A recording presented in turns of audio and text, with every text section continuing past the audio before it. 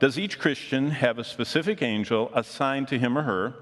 And what is the responsibility of the angels? Now, so angels, that was the one that was written.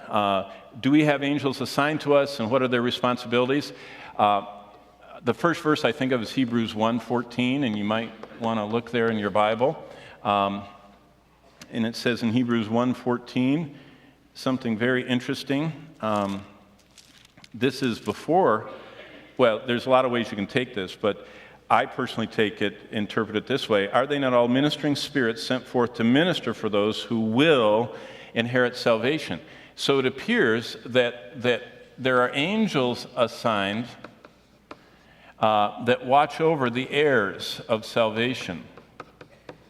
And I personally believe it's before and after you're saved. In fact, I believe that the Lord knows those that are His, and the devil is trying to thwart the plan. And I believe that the Lord watches over people that aren't even saved yet, that He knows are going to come to Him. They are heirs of salvation.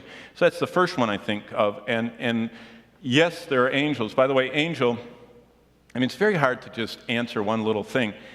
You know that there are 7 types of bad angels, and probably there are 7 types of good angels. But the bottom rank of angels, they're messengers.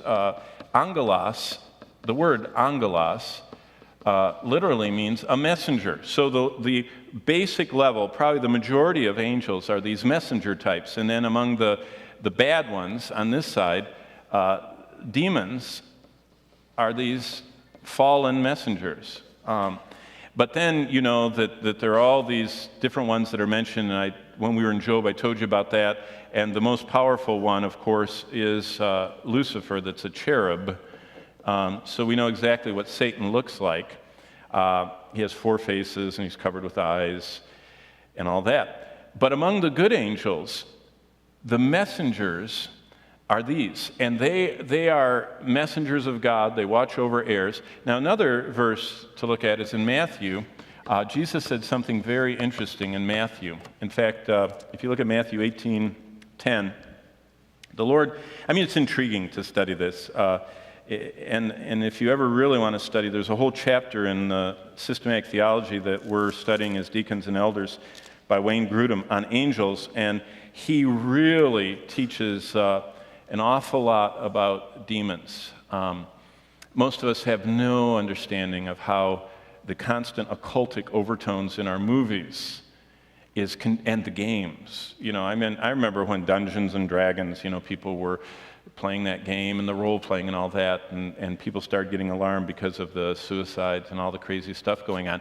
It's because they had no idea of the interest demons have in any occultic activity. They are there like flies and like hornets on sweet stuff. And so with the advent of so much with the internet and movies, demonism is growing. And by the time we get to Revelation 9, it says that people are worshiping demons in the middle of the tribulation. And they would rather worship a demon than the Creator God. And they will curse the living and true God who's sending the plagues and cling to the demons. That's how powerful demons are. But Matthew 18:10, and let me just read, this is fascinating. It says, "Take heed that you do not despise one of these little ones, for I say to you that in heaven their angels always see the face of my Father who is in heaven." Their angels. It's interesting. Jesus seems to imply that in Matthew 18 that little people, children, have their angel, theirs. Isn't that interesting? That there's almost an assignment. And there are probably billions, if not more, angels. Because the Greek language, the highest number in Greek, they aren't so refined as us to have all of our, billion, trillion, quadrillion, octillion, all that stuff. They just had the word myriads. And when they start talking about angels, they go myriads of myriads. Kind of like astronomy. It used to be people looked at the sky and said, countless as the stars. And then they looked up and they found out there's 8,000 of them visible to the human eye. But when they started in the 17th century, the Dutch started polishing lenses, and they made the first telescopes and started looking out there. They found out that some of those 8,000 dots were galaxies. And then as they increased the telescopes, they found out that what they thought, first it was a star, then they found it was a galaxy, then they found out it was a cluster of galaxies. And so the more they look, in fact, they just found the most ancient and most densely part of the universe with galaxies, and they were just talking about that about 2-3 months ago. It's kind of like this. What we used to think was a myriad, 8,000, became galaxies, which became billions, which became billions of billions. And so myriads of myriads we say 10,000 times 10,000, which is hundreds of millions. But actually it doesn't say that in the Bible. It says that there are myriads of angels. So it's very possible that not only is there one angel for every person on the earth, there's still all those myriads that never move and stay around the throne. There's a whole group of them that all they do is stand around the throne, and they're bowing the whole time. They don't seem to move, other than bowing.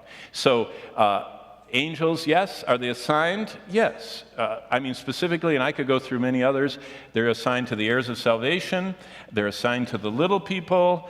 There's the angels that ministered to Christ. He didn't just have one.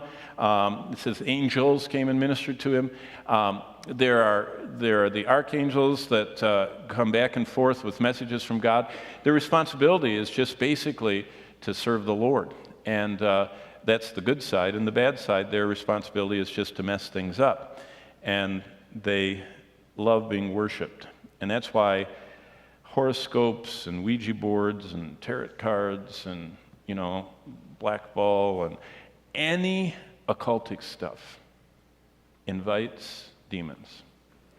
And they can't inhabit believers, but they can certainly throw a lot of fiery darts in. And if you've ever had something that just hit you and you never thought of that before, and it was just like, right in the middle of singing Holy, Holy, Holy, you just have the vilest thought,